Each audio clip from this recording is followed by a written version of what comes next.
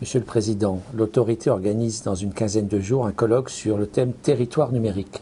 Pourquoi organiser un tel colloque? Écoutez, l'aménagement numérique du territoire, c'est un objectif que la loi assigne à l'ARCEP, donc c'est un sujet extrêmement important. Et c'est une préoccupation que nous avons à l'ARCEP depuis de nombreuses années, de nous préoccuper donc des territoires. Et pour l'attribution, je prends un exemple, l'attribution des fréquences à très haut débit mobile, donc les fréquences 4G qu'on a attribuées il y a moins d'un an, nous avons retenu, en vertu de la loi, un objectif prioritaire d'aménagement numérique des territoires. Donc c'est un sujet auquel nous sommes très attachés, puis c'est un sujet qui est très concret. Nos concitoyens, les élus locaux souhaitent que des sujets qui souvent apparaissent assez théoriques, assez juridiques, assez économiques, se traduisent dans la réalité de leur territoire. Donc nous avons choisi ce sujet pour le colloque de l'ARCEP du 25 septembre, mais c'était aussi le thème des travaux de notre comité de prospective qui se sont étalés sur toute l'année écoulée. Comment les technologies et les usages numériques permettent-ils une meilleure valorisation tant économique, sociale ou culturelle de nos territoires? Le numérique, les réseaux et les services numériques c'est assez commun de le dire, mais il faut le répéter, constituent une véritable révolution sur le plan économique et social.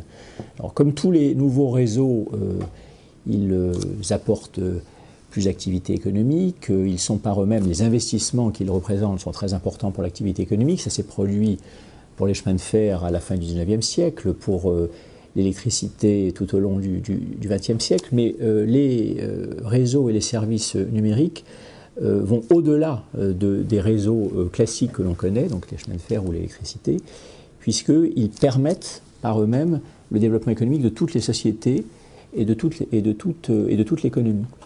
Et sur des choses extrêmement concrètes, puisqu'au-delà de, bien sûr, de permettre de consulter un écran, un ordinateur, une télévision, ils permettent aussi des services collectifs pour les particuliers. La télémédecine, la télééducation commencent à devenir très concrètes, à apparaître un peu partout, et bien sûr sont très importants pour les entreprises et donc pour le développement économique et la compétitivité des entreprises. C'est donc un sujet qui nous a paru très utile de traiter lors de ce colloque.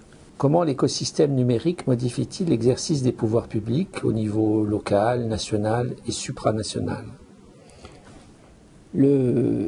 Le numérique introduit un bouleversement très important dans l'action des pouvoirs publics, et notamment des régulateurs, parce que nous avons face à nous, je ne dis pas contre nous, mais face à nous, en face de nous, des entreprises qui ne sont plus seulement des entreprises françaises de télécom, des fournisseurs d'accès Internet que nous connaissons bien et qui font l'objet de notre régulation traditionnelle, mais nous avons aussi affaire à des nouvelles entreprises, des entreprises de l'Internet, qu'elles produisent des services ou des contenus, et nous devons les réguler pour partie. Enfin, nous avons le pouvoir de le faire. Alors nous, c'est l'ARCEP, mais c'est la même chose pour la CNIL, qui par exemple a le pouvoir de veiller à ce que ces grandes entreprises de l'Internet, les Google, les Yahoo, les Facebook, respectent la protection des données personnelles, la vie privée,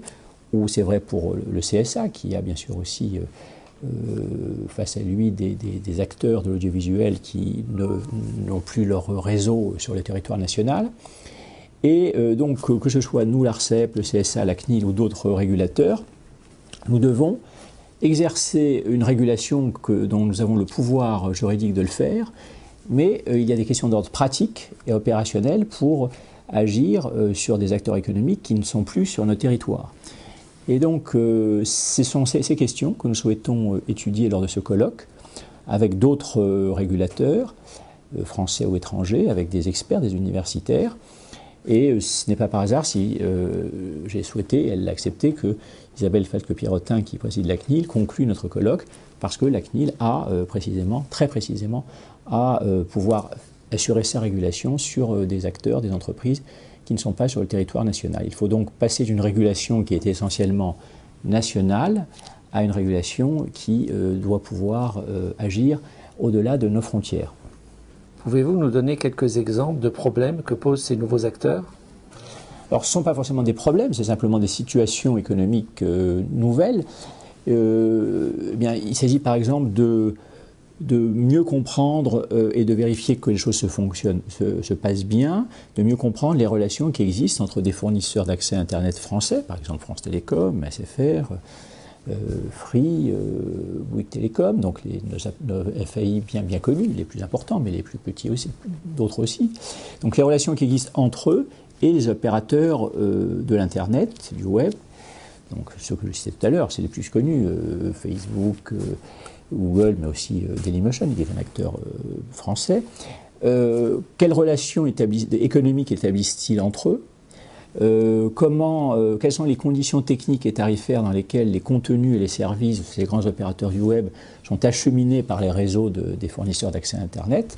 Voici par exemple des questions nouvelles, des objets juridiques et économiques nouveaux, si je puis dire, que nous devons traiter, et ce sont des questions totalement nouvelles pour nous. Donc nous avons lancé des collectes d'informations pour mieux connaître ces nouveaux acteurs économiques, et nous avons des outils qui nous sont donnés par la loi désormais pour pouvoir réguler en quelque sorte les relations entre ces acteurs de l'Internet et les fournisseurs d'accès à Internet. Non pas une régulation faite par avance, comme on dit ex ante, mais simplement ex post, de vérifier que les relations entre les acteurs se passent correctement et jouer en quelque sorte un rôle d'arbitre quand cela est nécessaire.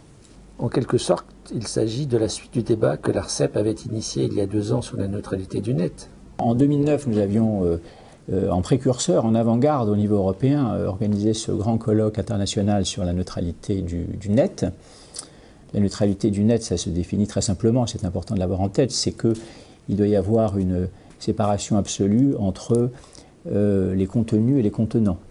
C'est-à-dire que tout contenu doit pouvoir passer dans tout contenant, et les deux sujets, les deux domaines doivent être strictement étanches. C'est ça la définition de la neutralité de l'Internet, telle qu'elle a été définie voici une quinzaine d'années, mais ce n'est jamais que la reprise d'un vieux principe de nos démocraties, que la Cour de cassation avait fixé dans une grande décision à la fin du XIXe siècle à propos de la Poste, et qui rappelait bien à la Poste qu'elle était chargée d'acheminer des courriers ou des colis, mais elle n'avait pas le droit de regarder ce qu'il y avait dans ces courriers ou dans ces colis. C'est la protection de la correspondance privée, c'est la protection des libertés, et donc la neutralité du net, c'est que les réseaux ont leur logique et les contenus ont la leur.